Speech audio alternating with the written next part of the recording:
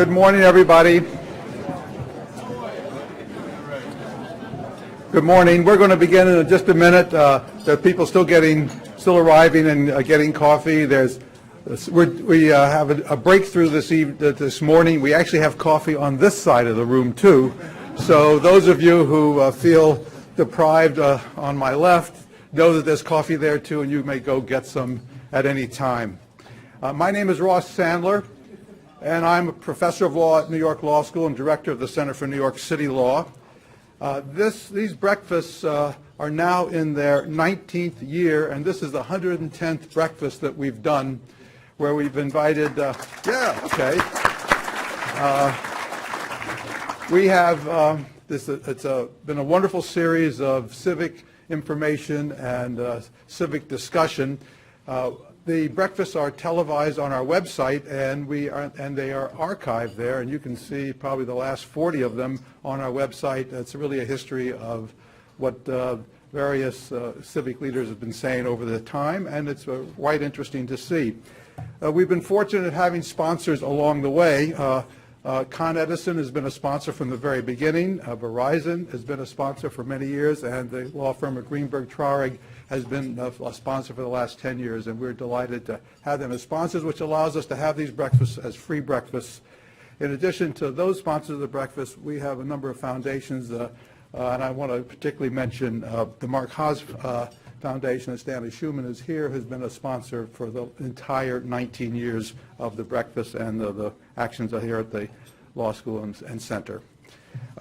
We are delighted to have you here today to hear a conversation with Mayor David Dinkins. I've read the book and written a review of it. It is a very interesting, stimulating read, particularly in an election season, and I commend it to you. To open the breakfast, I'm going to ask our new dean, Anthony Crowell, to come to the podium. Anthony?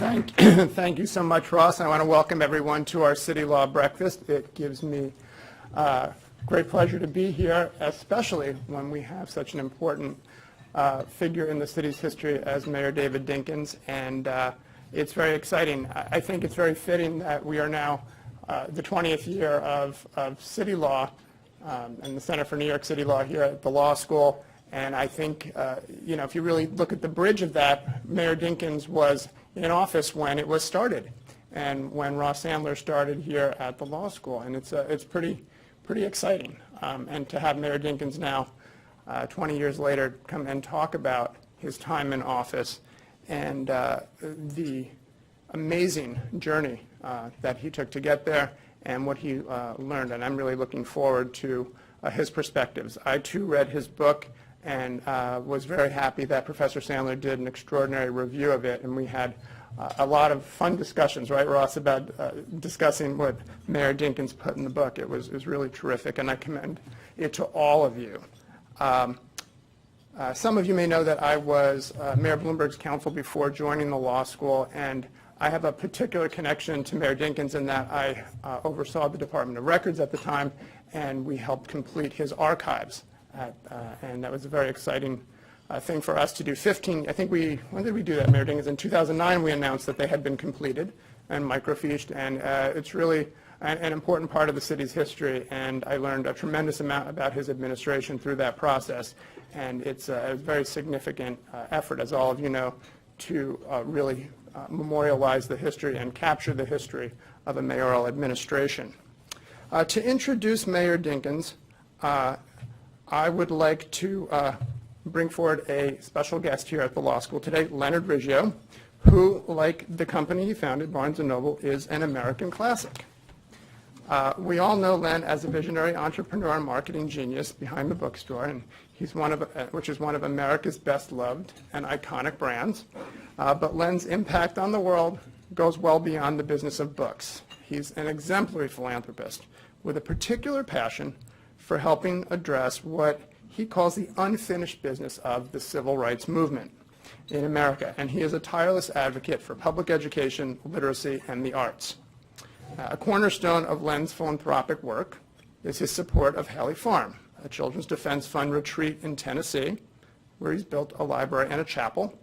And the centerpiece of his work supports the fund's Freedom School, a place where young African-American leaders and activists receive training about how to make a difference in the world. At the dedication of the Riggio Lynch Interfaith Chapel at Haley Farm in 2004, it was David Dinkins who honored Len. That meeting was both emblematic of their close friendship and their shared passion for what Len calls the quest for social justice. The friendship between Len and the mayor dates back 3 decades, and throughout the past 30 years, it has been their common belief in the potential of all Americans, not just a few, that has galvanized their commitment to what Len calls the need to serve the aspirants in this world, not just the already arrived. So please welcome Leonard Riggio.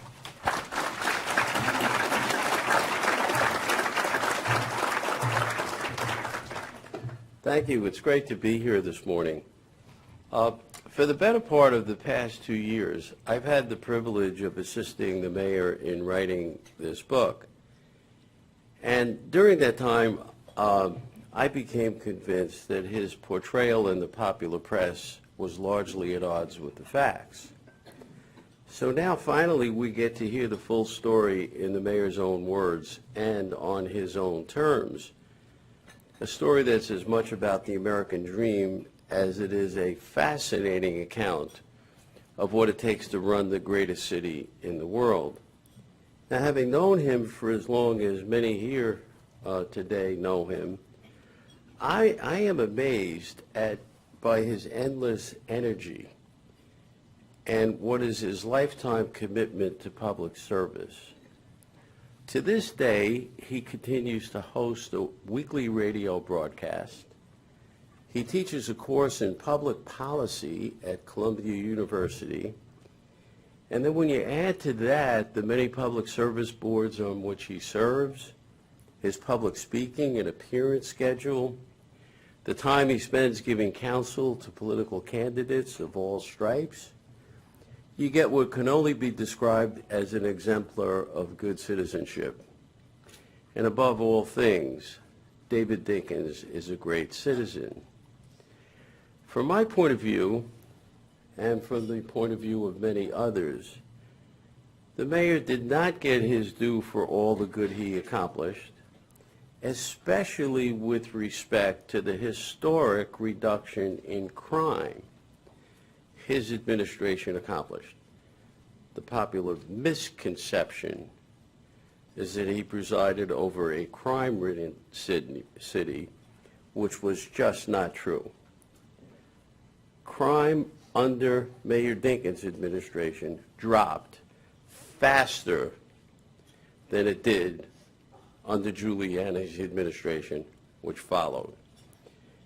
That pervasive myth has followed Dinkins and has informed the candidacies of mayors that have followed, and may in fact become a referendum on this year's election as well. So I am happy that the mayor has been getting out there and talking to people and has written his book, because he does dispel that myth, and you'll love to hear his accounts. So for these reasons and more, many of his friends, including me and his family, encouraged him to write the book. But Mayor Dinkins is not a guy who's easily sold. If he doesn't want to do something, he's not going to do it. And to begin with, the reason he was reluctant to do it is he never bought into the publishing axiom that you have to say bad about someone in order to sell a book. He just doesn't like to do that. He's blessed with a disposition to remember fondly the people he loved and the many people who love him, and he doesn't give much thought, when you talk to him, to any ill feelings he may have once had. To me, David Dinkins is easily one of the most positive people I've ever known. And you should have been present at some of the sessions with the author and the editor where they're kind of exhorting him to go negative. You know, tell us something we can use. Tell us something that will inflame the press. You know, he just changed the subject deftly, And instead, he'd express worry about whether any of the good people he knew were not given sufficient credit in the book. That's the measure of the man. So his sense of decency alone would qualify him as one of the best mayors in New York City history. But as you'll discover in the pages of his book, his accomplishments constitute a glowing legacy, which now finally could be added to the public record. And let me close by noting that of all the things that have happened in my life, he talks about Madiba, Nelson Mandela, and very clearly Nelson coming to New York, Mandela coming to New York, was the highlight of David's life. Why did he come here and not Washington, D.C.? This was one of those magical moments. And I have to admit that for me, one of the magical moments of my life has been accompanying the mayor on this book tour. The turnout for him has been nothing short of spectacular. People love the man, and he loves them. The interchange between he and them has been heartening. And, you know, for me, I feel so proud and pleased that we have a person who has been in public office and, in a sense, continues to be a public person, you know, who's all about serving people and very little about himself. And watching the reaction between, and we've had crowds every place we've gone. We sold a lot of books, so business is good. So it's been a great moment to me. And so now I won't yak anymore. It is my honor to introduce David N. Dinkins this morning.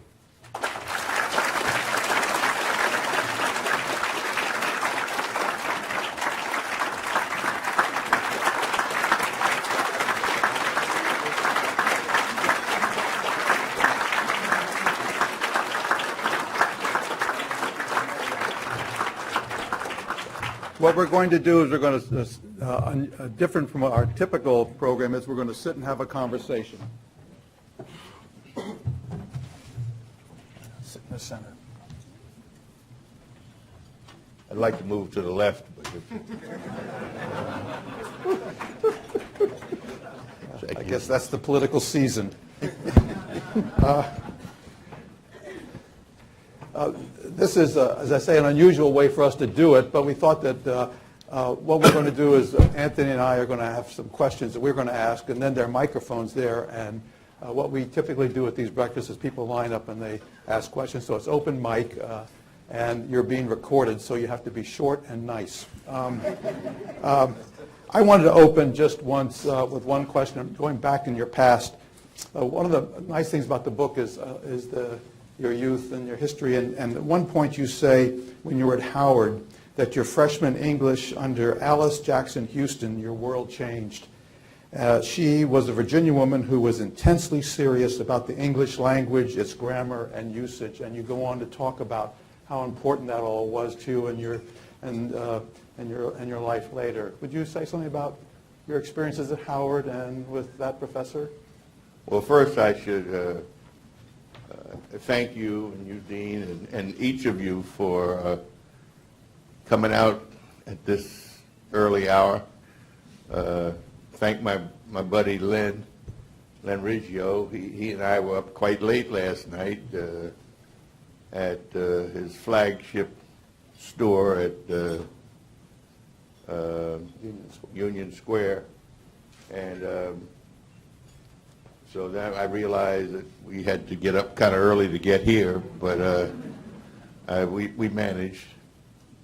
Alice Jackson Houston taught freshman English at Howard University, and I should tell you that I was fresh out of the Marine Corps in 1946, and although I had the GI Bill, I really didn't want to go to college. I had $200 or $300, which was more money than I'd ever seen at one time in life, and I wanted to come to New York and party. But my parents, particularly my stepmother, was a graduate of Howard University and was insistent that I enroll in college. I said, but it's too late. This is August. School starts in September. She says, I can get you in. It developed that her classmate, a class of 29 from Howard, was in charge of Veterans Affairs, so I did get in. And as I put it, for a year and a half, my motto was, don't let your education interfere with your recreation. It wasn't until I was told that you had to have a concentration in some area in order to graduate. And I had more math courses than anything else, so I became a mathematics major and did sufficiently well so that I actually graduated with honors and won a fellowship to Rutgers. But Alice Jackson Houston, she taught us that it matters greatly how we use the King's English. And I guarantee you that people in our offices, speech writing offices, in the borough president's office and in the mayor's office, I can just see it now. Tom, there had to be little 3x5 cards saying, whatever you do, don't say between he and I. And whatever you do, don't say between A, B, and C. It's among. Things like that. And we so a few years ago, I attempted to find out how she was and was she still alive, because she was a relatively young woman, and found that she had died but had a son who was a judge in the Washington, D.C. area. I ultimately got him on the phone, and these were not his words, but it was like, well, why are you calling me? And I said, I just want you to know what your mother did for me.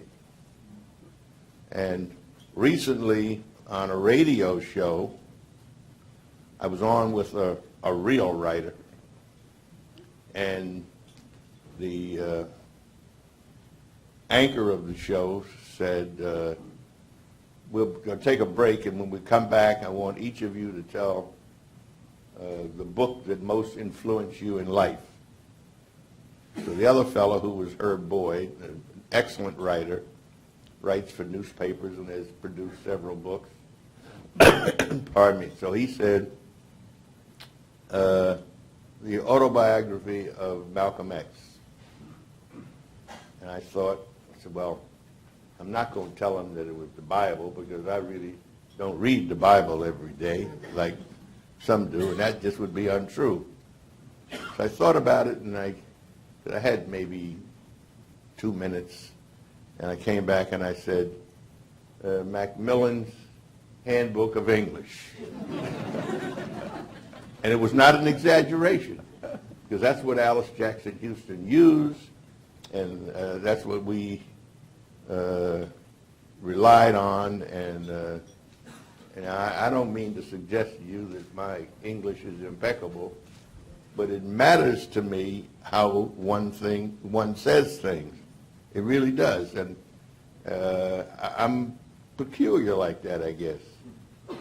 So that's Alice Jackson Houston. Well, let me follow up on that, because to take it to another level in some ways, you have another paragraph in the book where you say, whether or not it was stated directly, Howard students all knew that to succeed in a white world, one would be required to present and comport oneself in accordance with white community standards. African American culture then and now has its own unique and expressive outlook and lexicon that stand out outside the white mainstream. My generation had integrationist, not separatist aspiration. Speaking unimpeachable English, I felt often not only offered not only the rewards of intellectual propriety, but added the benefit of easier entrance into the halls of wealth, power, and respect. these were the goals of college education, and I pursued them. And I thought that was a very interesting statement, and that in some ways goes in deep, even more deeply into your thoughts about language and how one presents oneself. Well, the press would frequently make fun of me and ridicule me about my manner of speech, and particularly saying "ought not." They hated that, but I would say that on occasion. But I suppose the thing that most got to the press was they'd ask me a question, and I'd give a long, convoluted response, and then the reporter would say, "Well, in other words," and I said, "No, not in other words, in the words I just gave you."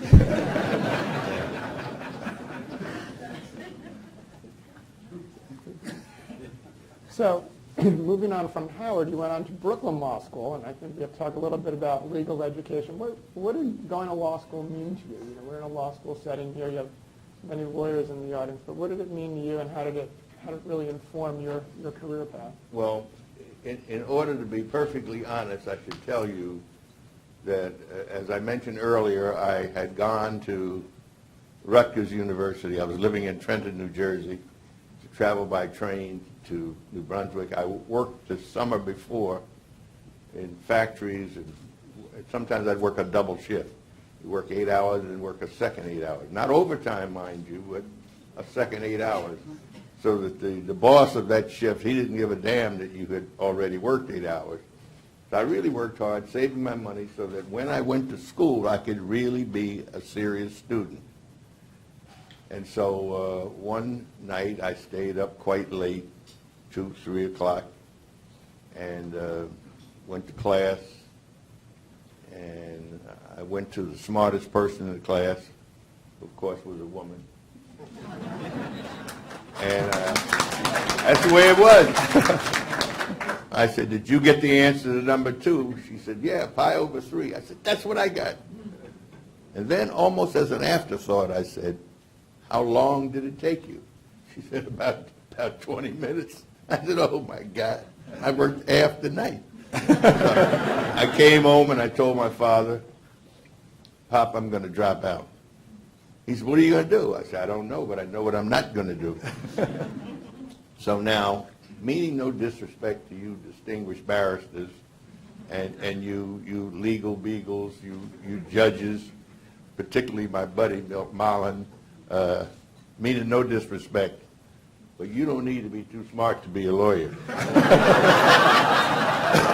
Now, understand, I did not say that some lawyers weren't smart. Some are, in fact, brilliant. However, you don't need to be too smart to be a lawyer. So I enrolled in law school. Now, we're very poor, living in Harlem. Brooklyn Law School, though. Yeah, right. We're very poor, living in Harlem. I'm working full-time at night and going to law school during the day. And NYU, for one, would not admit you if you told them you had to work. I don't know about a lot of other schools, but Brooklyn would admit you. And at that time, Brooklyn had the best record of any law school in the nation. Harvard, Yale, any, for its graduates passing the bar the first time. Now, maybe we didn't learn any law, but we learned how to pass that damn bar. So I enrolled at Brooklyn, plus I was a Dodger fan, and that sort of sealed it. And so I went forth to Brooklyn, and it wasn't unusual because we had a study group of 6 or 7 people, and every one of us worked. One guy was a sandhog, Bernie Jackson, who became a judge and has died now. Bernie was a police officer.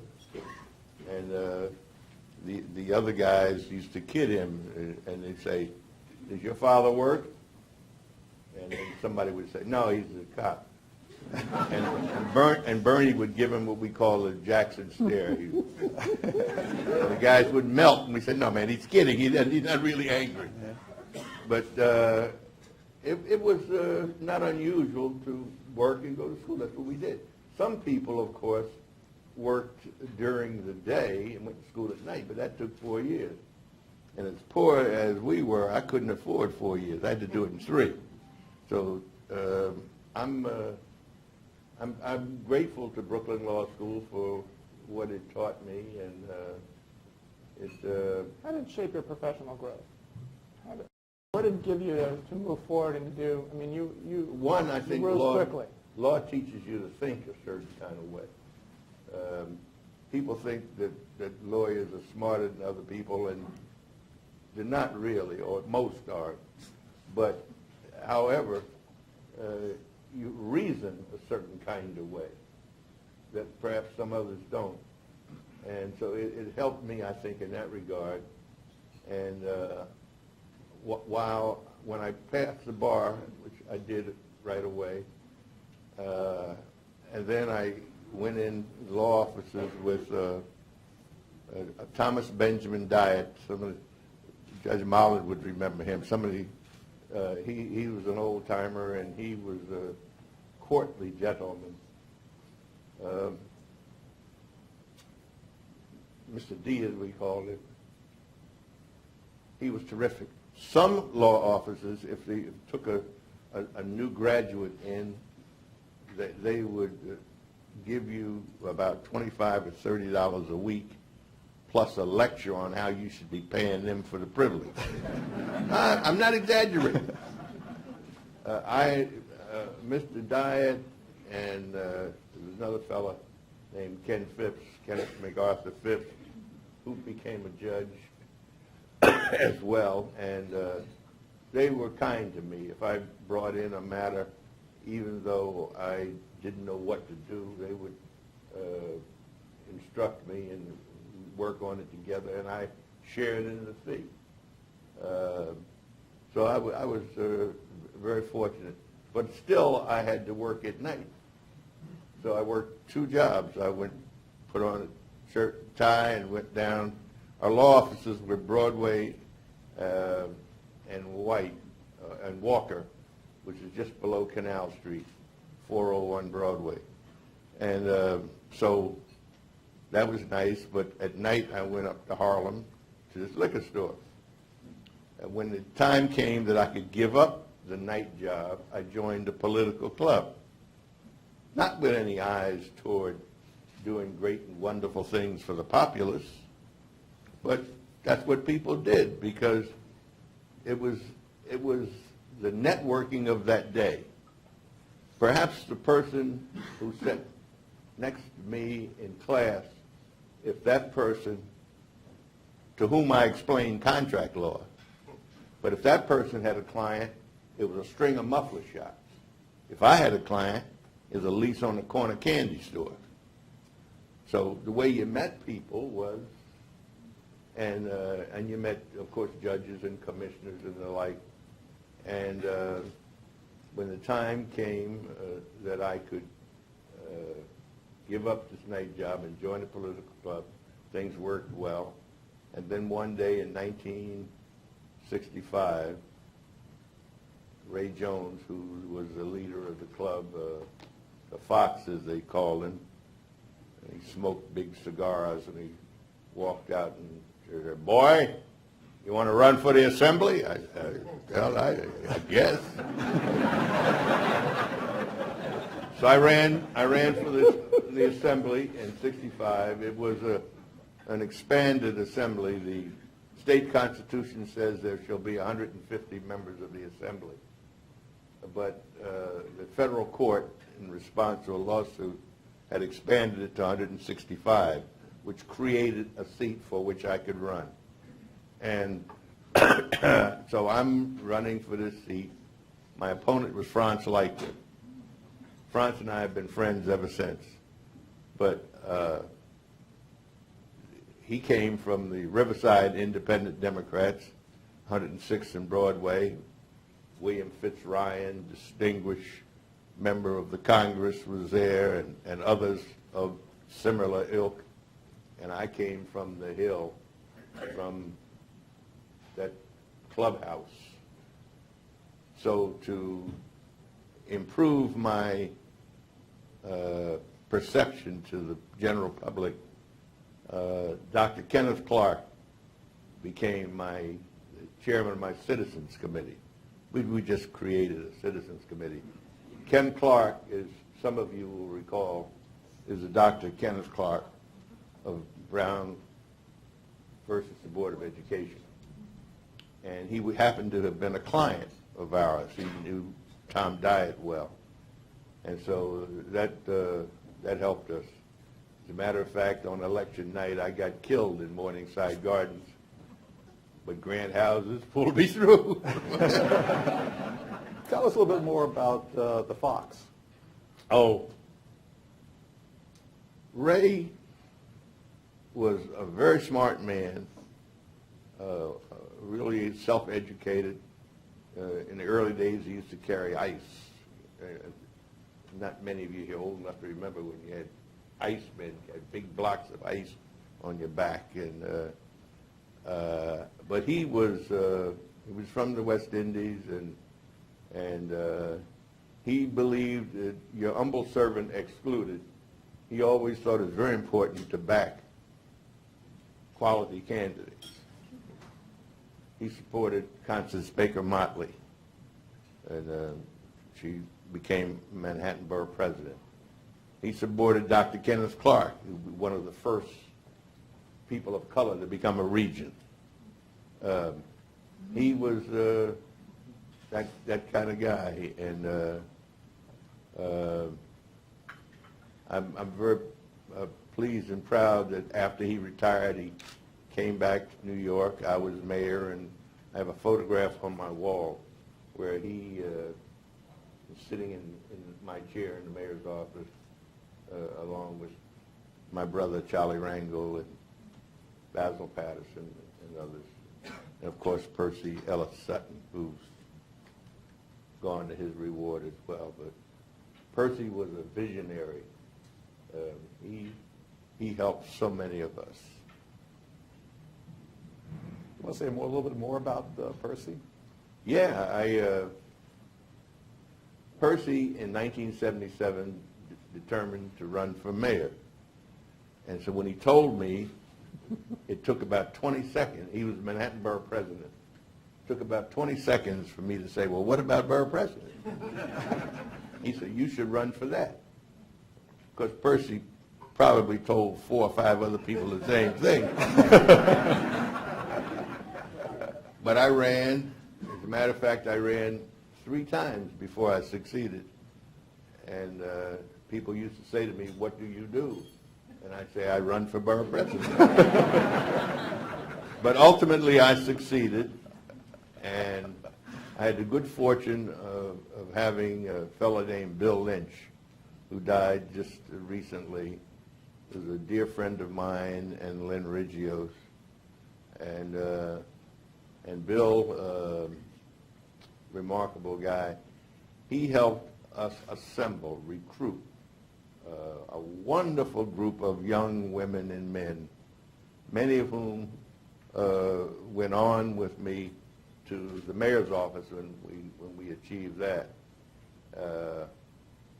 In fact, last night at Len's store, Barnes and Noble's at Union Square, a lot of the young people were there.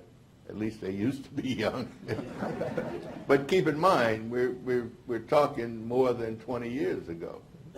And they were just, they were dedicated, committed, and they truly cared. And these are the folks that used to make me look good. They really performed. And I say often, anybody that thinks you're on third base because you hit a triple, you don't understand. You're there because others pushed you around the bases. And I understood that, always knew that. We were successful, such success as we had, because a lot of good, smart people and caring people, people with consciences. We're proud of the fact that we saw no scandal during our administration, and you can't open the paper these days without reading of, I don't know how they get away with some of the stuff they do. It's probably your lawyer's fault.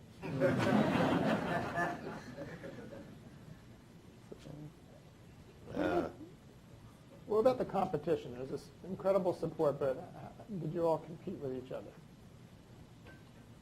Well, yeah. There was competition, of course, but with Percy Sutton and Basil Patterson and Charlie Rangel and I, we were called the Gang of Four. It did not mean it as a compliment, but we took it that way. It was sort of like Nixon's enemies list. And we always supported each other. And we, each of us can tell stories and do about the others and our relationship over the years. Charlie Rangel, he and I both love to tell the story of how his mother challenged him one day. He said, well, why do you call the mayor your brother? He's not your brother. You had one brother, Ralph, he's dead. Now, why do you call the mayor your brother? Charlie said, well, he's my political friend, personal friend. We're very close, and therefore we're brothers. That didn't satisfy Mom. And then she was ill, hospitalized, and I sent flowers and a note saying, since my mother's gone, Charlie is my brother, therefore you're my mother too. From then on, I was tight with Mom. Charlie said he didn't mind that so much, but when she started bragging about my son the mayor instead of my son the congressman, that was too much. And Percy, we were going to Albany one day in '66, and Percy was driving what I think they call them a compact, Chevy compact, small vehicle. And it was Charlie Rangel, Percy driving, I was there, and a fellow named Dinkins with a J. And front tire blew, and the car actually flipped over on its roof, upside down. And Dinkins was slightly injured, but Charlie and Percy and I were not. And we walked into the chamber of the assembly the next day. Everybody stood up and applauded because we'd spread the word of what a great job Percy had done in controlling the vehicle to keep it from going into oncoming traffic and thereby saving our lives. That was until we talked to our lawyers. We decided he was negligent as hell. So we sued Percy. Oh, we have a million stories among us. And Basil, there are many stories about Basil Patterson. For instance, few of you perhaps recall that he once ran for lieutenant governor, and he won 61 out of 62 counties in this state. Think what a feat that is. And then he joined with Arthur Goldberg, who was the nominee for governor. And as you know, you cast one ballot for the two, like president and vice president. And here Goldberg was a former United States Secretary of Labor, former United States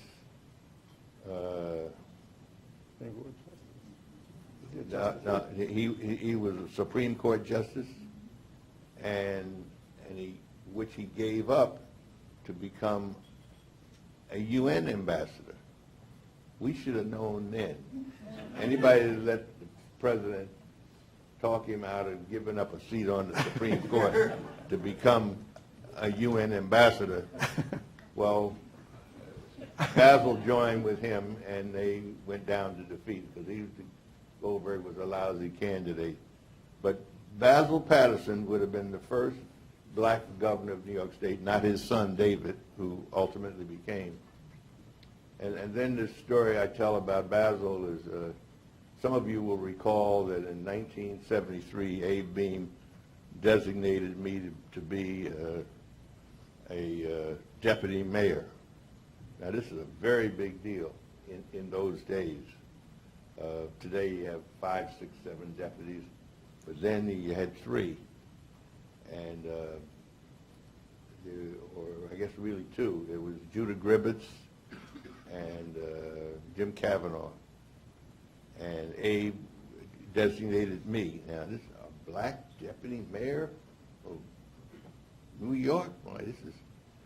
So then there came a time when I had to fill out a disclosure form, and I revealed that I had not filed income tax returns for the prior 3 years.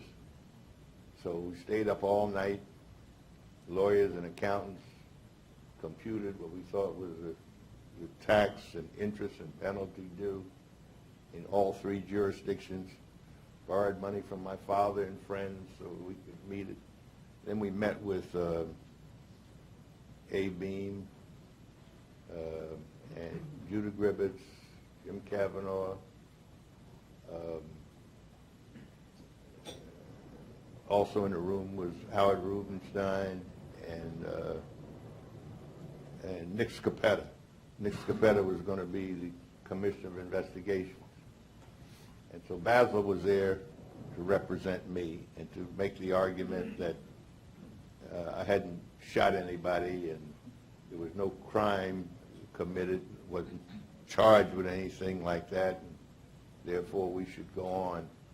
And you got to understand that in those days, being a black deputy mayor was as big as becoming mayor later. It really was. And but there was a fellow named Seymour Terry, some of you may recall. And Seymour was in the insurance business. He was a friend of Abe's. He sent letters to his clients saying, I'm going to be close to the mayor. And that was the end of him. So now here comes Dinkins with his mess. So Basil was a combination of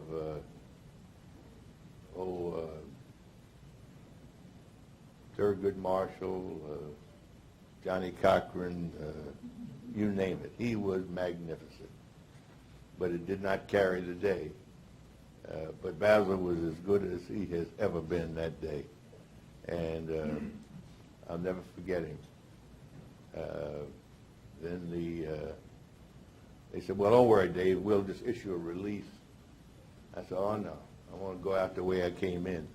Because we had a huge press conference with, I don't know, 12, 15 cameras and all when the announcement was made. So I went out the same way. So at the conclusion of that, they said, well, that's the end of Dinkins. He is, in fact, there's a section in the book, reads from sugar to something else. And that's references to that. And the pundits wrote, boy, Dinkins' rising political career is finished, over, through. But I became the 106th mayor of this great city. So shows you what they know.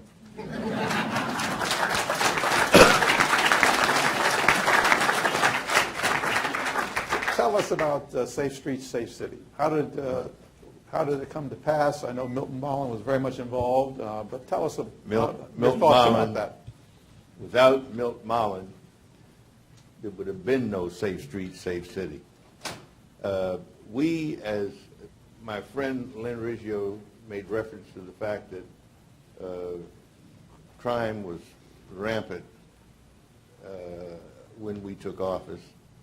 It is not the fact that there was no crime on December 31st, 1989, just January 1st, 1990 when we took office. One would think that's the case as you read sometimes. But crime was high, homicide rate was was about 2,000 a week. It was really bad. Year. A year.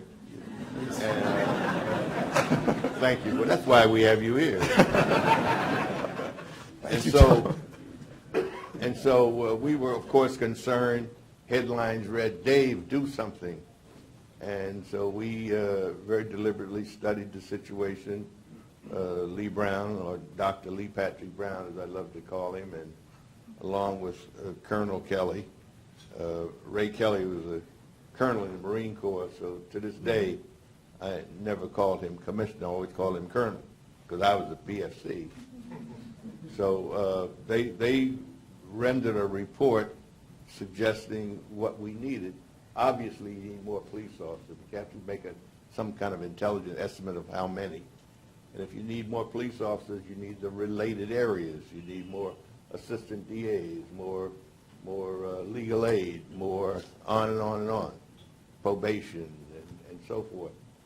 And so we computed what we thought was an amount of money necessary for that. And as this audience certainly knows, one, the city of New York cannot tax itself other than real estate without the assent of the state government. So we had to go forth to Albany to persuade the Republican-controlled Senate and the democratically controlled Assembly, and of course the governor, who was at that time Mario Cuomo, of our need. And it was Milt Marlin who carried the ball. And here you have this distinguished jurist. Milt, as you all know, was the presiding justice of the Second Department, stepped down to become a mayor, a deputy mayor. George Daniels, who was a criminal court judge, and Basil referred me to him. I did not know Judge Daniels before.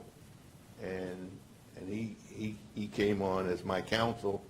I used to say they both need to have their heads examined. I could probably get a cheap rate because they had so many of them. But Milt Marlin was magnificent. When what we got, not in attitude, but language as well, from one particular New York senator who was a Republican, said to Milt and me, our constituency is concerned with auto theft and graffiti. When we said people are dying in the street, that's the response we got. But Milt went to work. He refused to give up, did not give in, and ultimately, of course, as they say, the rest is history. And so I will always be grateful to him. Safe streets, safe city. That was not just police, there were other parts of it, Yes. too. Oh, yeah. After-school parts and other Yeah, things. Tell us about that. Yeah, well, we reached the conclusion that it was illogical not to, or at least unwise, not to use school buildings that were available beyond the hours, the usual hours of instruction. And so we started something called beacon schools. And so there were programs designed by the community but funded by the city.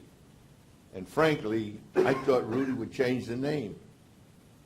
I thought he would call them something else, call them Giuliani schools or anything, but he didn't. He didn't. And to this day, you have beacon schools, and not only in New York, but elsewhere. And they did a lot of wonderful things. And the guy who died in the last year or so, named Richard Murphy, and Murph and Barbara Sable, who was HRA, they devised more ways to stretch a dollar than you can think of. And so we got a lot of good stuff done. But that was part of the whole Safe Streets, Safe City program. And as Len mentioned, crime did in fact go down as early as '91 and continued to drop. And of course, I guess around '92, Ray Kelly became like commissioner. when Lee Brown's wife was very ill, and he came into me one day with tears in his eyes. He said he had to resign, and of course the press wanted to know what's the real reason. You know, why is he? It wasn't until the poor woman died that they believed it. So, another thing that you did is you closed the Martinique Hotel, where the homeless families Oh were. God, yes. Tell us, that was huge. Tell us about that. Yeah, well, we had a wonderful woman, Nancy Waxstein, who had done this work dealing with the homeless when in the borough president's office. In fact, we produced a product called "A Shelter Is Not a Home," and then once in the mayor's office, among the problems we recognized was these so-called welfare hotels. And it was the Martinique you make reference to. So I think about 31st and Broadway. Right in Herald Square. Yeah, well, God, what a dump that place was. And so we were determined that we would do better. Incidentally, the city has more homeless today than they have ever had since they started keeping records. And I'm not assigning blame anywhere, but that's just a fact. And it's sad. And incidentally, some of these people who are homeless have jobs. And many of them are veterans. You know, you go fight for your country and then you can't, somehow or other, you don't have a place in which to live is a sad commentary.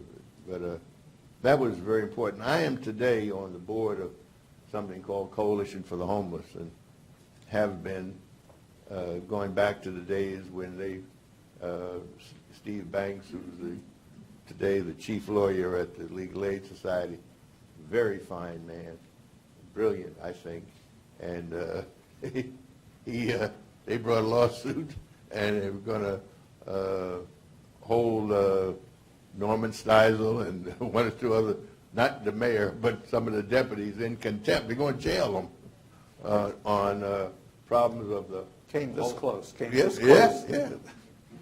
But, Judge Helen Friedman. oh, I love her.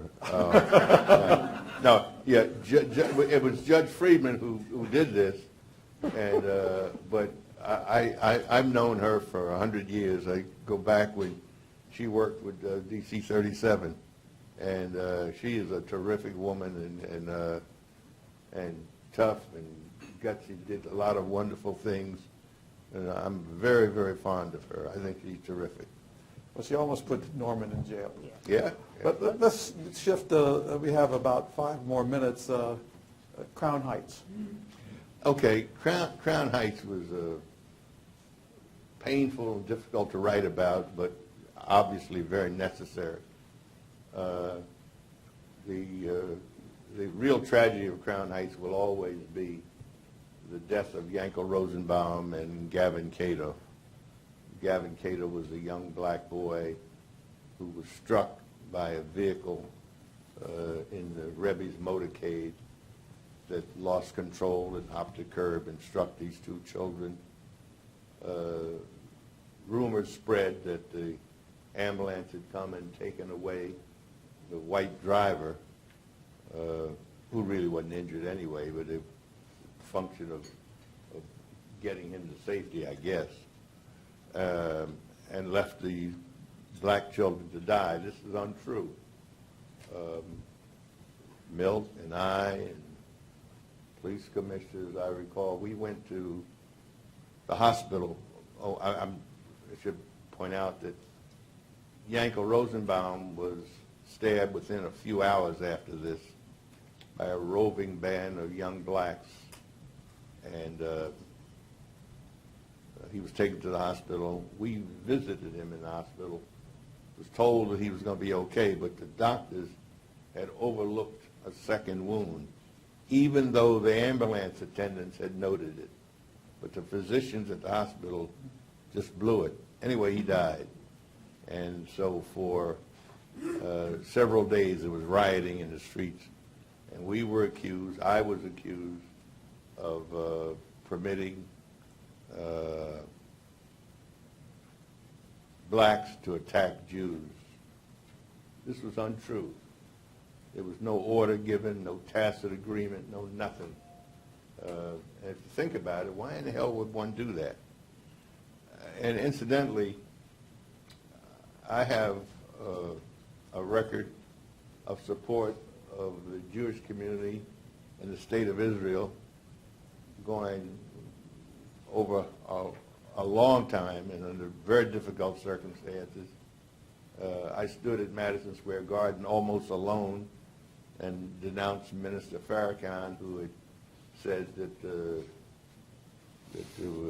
Jewish religion was a dirty religion, or language like that. I can point to many instances of support, and it just made no sense. But that was the accusation, and it's not the way it happened. Rudy settled the case, I think, for $1 million later. It really was against the hospital. So it's a sad circumstance, but I don't blame anyone for that. I say the buck stops here, and we failed to sufficiently soon insist that the police do a better job. The cops of New York City are the best in the world at controlling riot situations. Why in the hell couldn't they do that? All I can tell you is they didn't. I don't think there was any ulterior motives involved. They just, damn it, didn't do their job. And it wasn't until I said, whatever you're doing, it ain't working. Because I don't think that it's the job of the mayor to decide what length or what diameter hose should be used to put out a fire. I don't think it's the mayor's job to chase down criminals in the street. It's the mayor's job to hire the people who are equipped to do that, and that's what we thought we had done. Indeed, it happened. We had a situation where this finest police department in the world rioted at City Hall against me, against the mayor. I mean, it was a damn shame. And nobody ever paid a price for that, ever. They claimed they couldn't identify people with all the videos and whatnot. They couldn't identify anybody. So it's, Crown Heights is a tough situation. When, looking forward, what are your views on this year's political season and the citywide race? Well, I supported Bill Thompson, as indeed I did last time when he ran against Mike. And as you know, Mike spent better than $100 million, and the margin was 4 or 5 points, which of course means half of that. So it was that close. Anyway, I supported him this past election. He has withdrawn, and de Blasio, I think, is definitely going to be the next mayor. And Bill de Blasio worked with us in City Hall. Bill Lynch recruited him. And his wife worked in our press office and speechwriting office. So, and Bill de Blasio says to me, he introduced me to his children. He says, see, you're responsible for this, because they met in City Hall. What are your thoughts on the transition? Given your experience, what are the key nuggets of your advice for a new mayor? Well, in this climate they're taking over in?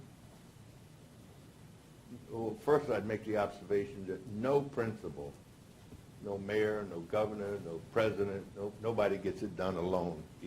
It's just cannot be done alone. You can provide leadership, direction, and whatnot, but you have to rely on good people that you have.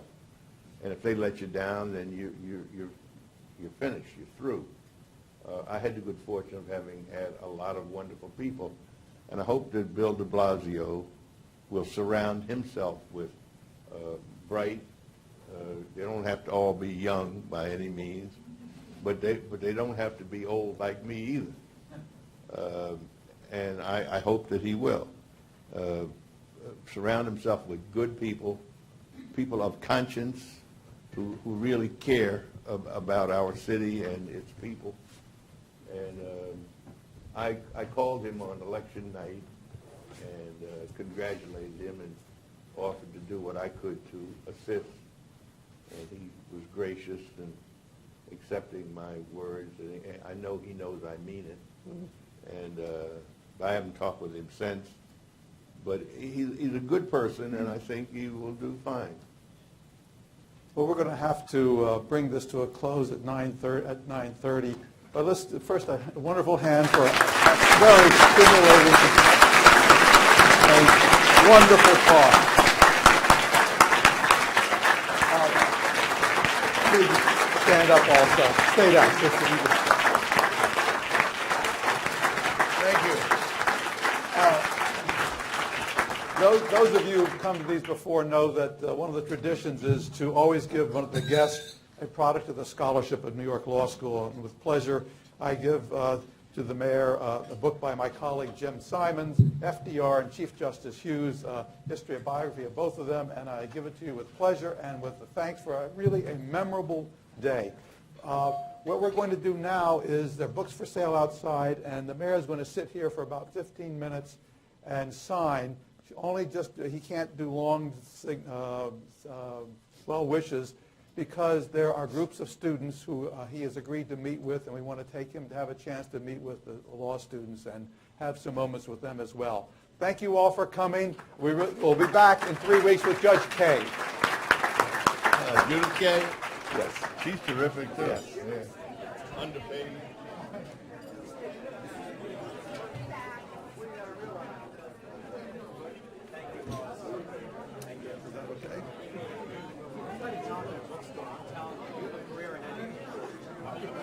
It was fun to do it.